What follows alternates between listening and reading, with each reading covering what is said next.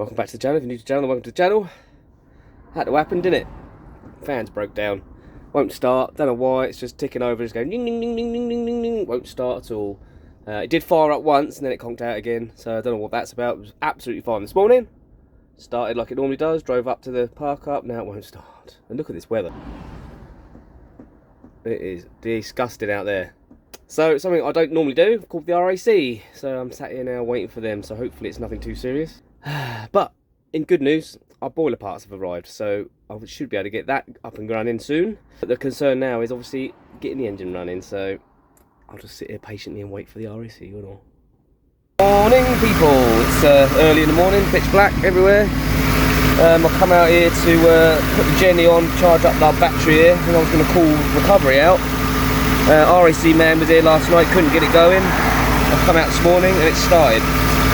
He thinks something to do with the coil, which is here, coil and the ignition amplifier. He said the wiring all looks a bit suspect, which it does. And then you've got the distributor, which is down in there. So anyway, it conked out again. Did get it going, it started pretty much first time this morning. I was like, oh yes, but the engine was really wet because we was up here and it was like driving rain. And when the RAC man opened up the body, he goes, oh, it's wet under here.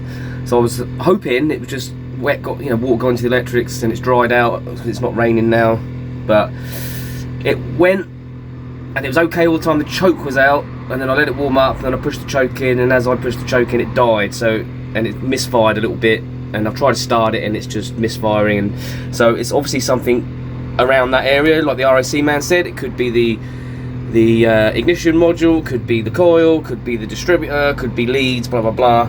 So what I'm going to do in a minute, I'm waiting for recoveries, but what I might do is I might just quickly whip off the distributor cap and see what's going on in there, because experience has told me that you can sometimes just clean that out and it'll work again, but it could just be a lead, it could be a combination of things.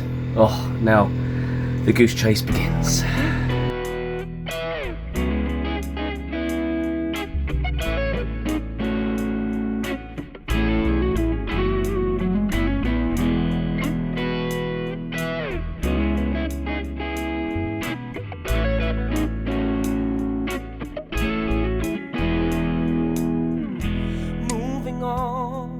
It's where I wanna be.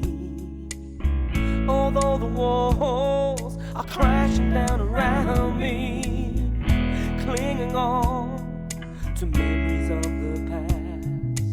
Oh, why did it have to change? A little close.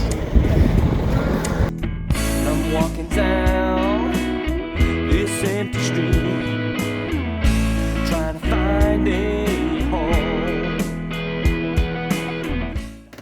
So yeah, been recovered, now on my dad's drive. So the recovery man initially thought it might have been the fuel pump that was at fault, but when we got back here, he was a lovely guy as well. We had a nice long chat all the way down here, all about all the possible reasons why it could be doing it and stuff like that. He was quite knowledgeable, and he didn't have to do this because he was just a recovery guy, but he had a quick look under the bonnet and he tested whether it was the fuel pump or not for me, and it's not the fuel pump. He thinks it is what the RAC said. So his advice was start with the coil, because that looks like it's the original coil, or it's very old anyway. So I've ordered that. Halford stock it, surprisingly. So I'm going to pick that up tomorrow. I'm going to chuck that in, see if that does it. If it doesn't do that, then we're going to try replacing the leads, or the ignition leads, and if it's not that, then we're going to do the ignition module or amplifier.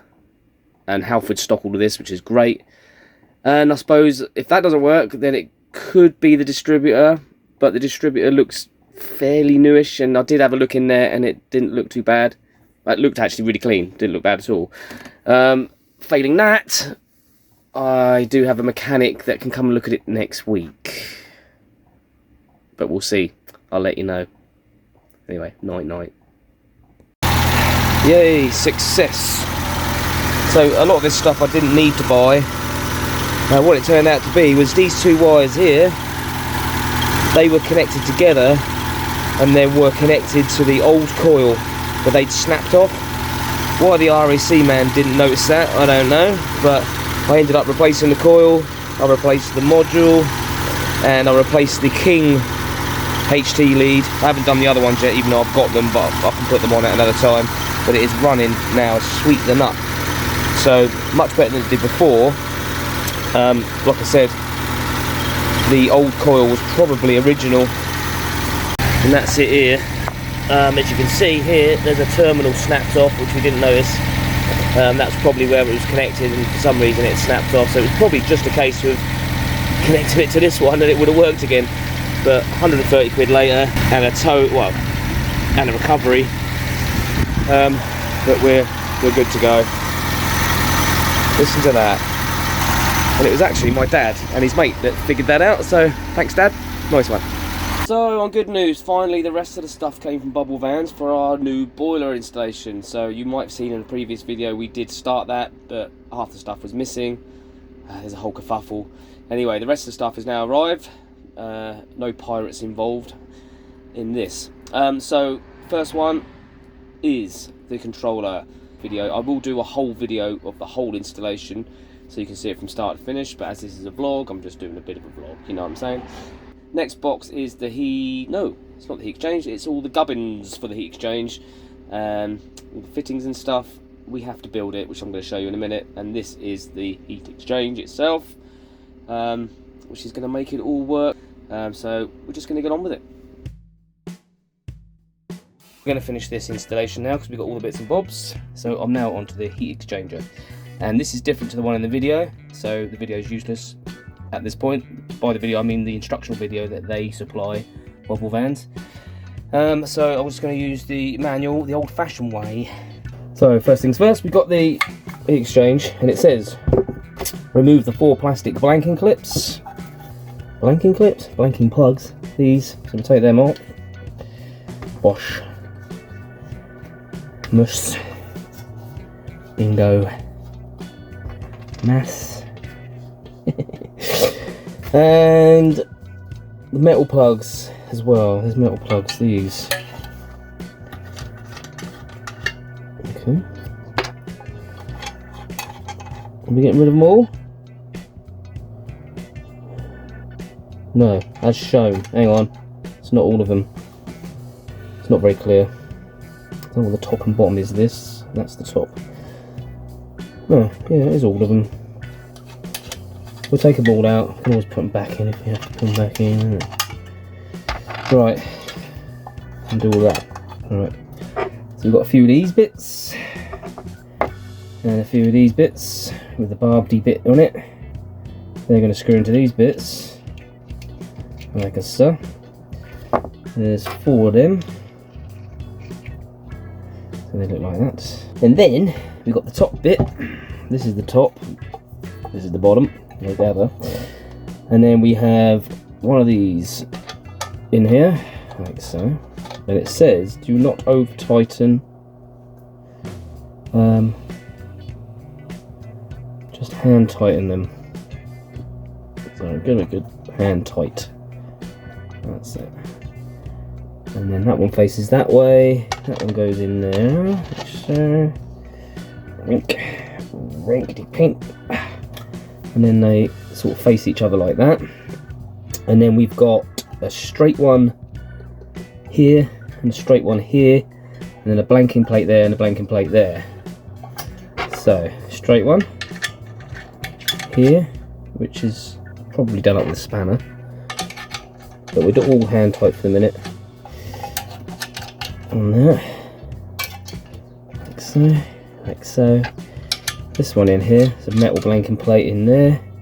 They've got like a little screwdriver bit on the end, so you can tighten them up with a screwdriver if you need to, like so. And then, once we've done all that, we need to put a piece of silicone hose across there. They're saying 5 centimeters. It's got measurements on that one, which is nice. So let's do that. That looks like that, as per instructions. Let's do the next bit. It's saying it's that way round because you've got the smaller side on the left and the bigger bit on the right. Okay, so that goes on there with a gasket. Put a gasket. So then we're going to screw that on there. Okay, they're both the same by the looks of it. Yeah. The screw, gasket. So on this one, I'm going to drill this hole out here for the heat sensor to go in. 4.8 is the size I've gone for. So here goes.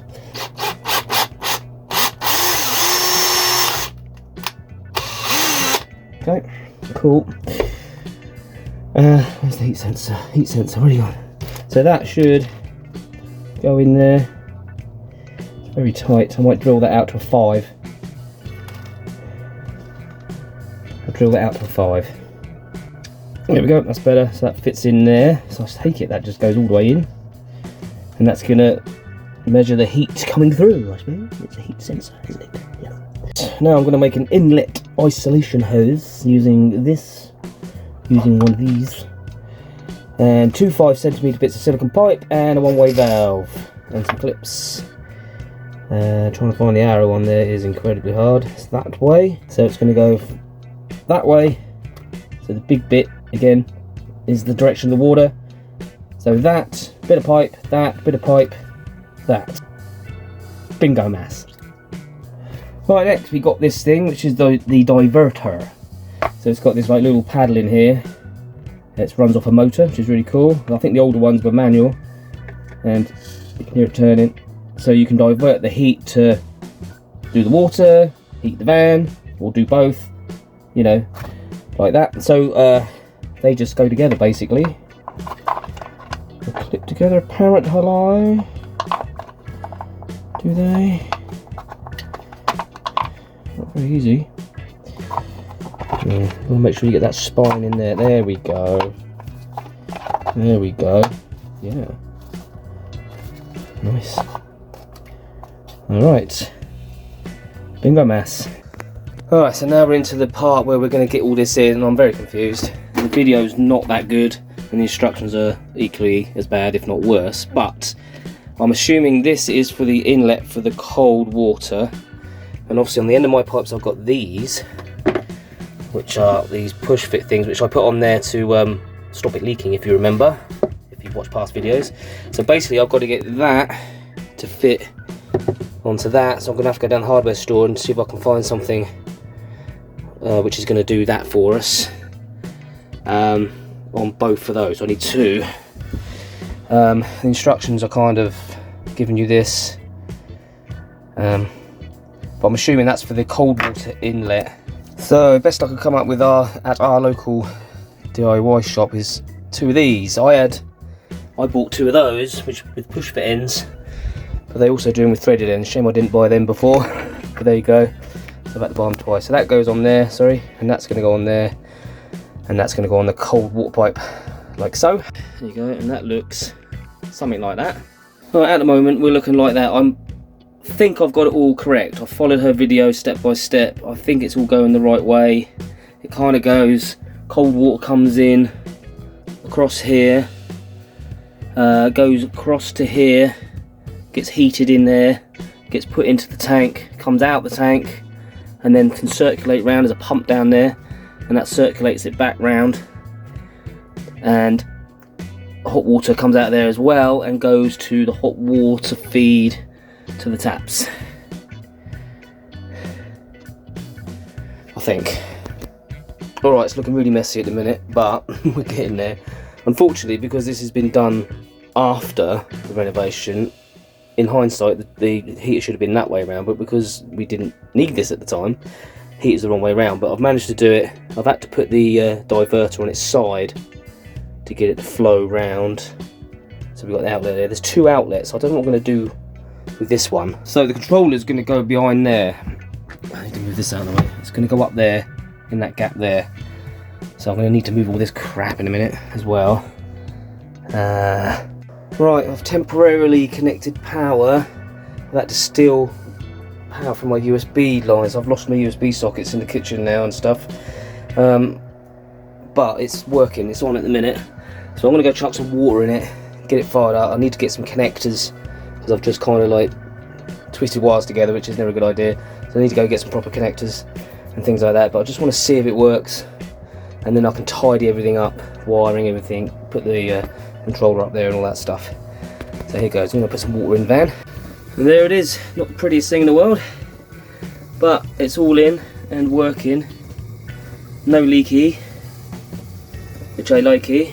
It's the pump, circulate the water around the heat exchange in there. You've got heat coming out. Well, we haven't at the moment because it's just on hot water. This in here, I'm going to box this in, and so there's got a floor over it, like a fake floor over it, because I don't like all that being exposed like that. All those wires, looks like the wires underneath my engine. Anyway, so yeah, controller's up there. Says the water's up to 41 degrees. Woo! Not the easiest day, to be honest. The instructions aren't the best, not the worst. Some of them Chinese, better than some of them Chinese ones, put it that way. But I had to kind of figure things out for myself, especially with the electrics. They don't tell you how to do that. Really, you just get a diagram. You're kind of like, well, where does that go? What does that do? I don't know. But anyway, so I've managed to steal 12 volt off the old controller and tapped into my USB circuit for the other part of it, because you need two supplies for some reason. But yeah, all cool, working. And weirdly, just found this plastic tube. Don't know what it's for. Doesn't say anything about it in the instructions whatsoever. And this was in the kit. This wire. Don't know what that's for. Doesn't say anything about it either. Okay, so it's me from the future again. It's been a couple of days since we've put the boiler in. It was all working fine, but today, for some reason, the controller is not talking to the flap. So that's not working at all. You can do it manually, but it means you have to go under the seat and do it manually to divert it to just water or heat in the van or whatever. So I have emailed Bobil Vans, and they've asked me to test whether there's 5 volt, getting to the servo. I think it's the servo. Yeah, he called it the servo, which it is. So I don't know whether that's broken, the motor's broken on that or what, I don't know. But I've emailed them back and said, yeah, there's definitely power getting to it, but it's just not doing anything. So that's rather irritating, but it all works. We do get heat in the van at the same time as heat and water, or we can turn it to just hot water and stuff like that. I did try the 12 volt element. I do have a 12 volt element with it. It didn't seem to do anything, but it kept telling me I had low voltage on my battery, which I don't. So maybe that doesn't work either. But I'll leave this video here, and I'll do another video of the whole install from start to finish. So if you want to follow it, if you're putting one in yourself, then that'll be available. Plus I'll do like a how to use it, and let you know if we iron out those little problems. But it does work off the diesel heater. Nice hot water. It's up to 72 degrees at the moment, so I'm gonna go get a shower. So don't forget to like, comment and subscribe. God bless you. See you later.